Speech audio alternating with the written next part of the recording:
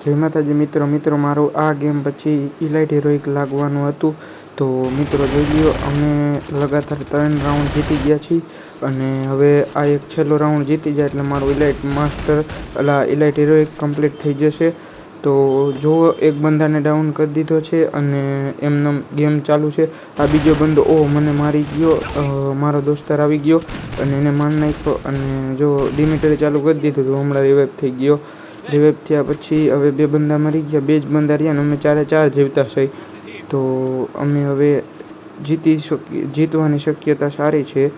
તો એક બંદો એ હેઠે રહ્યો, એ બહાર નીકળ્યો ભગતને હારા પેટનું ડેમેજ દીધું. એકને ડાઉન કર્યો, મારા દોસ્તાર ડાઉન કર્યો, બીજાને માર નાખ્યો અને મારા બુઈયા થઈ ગયા.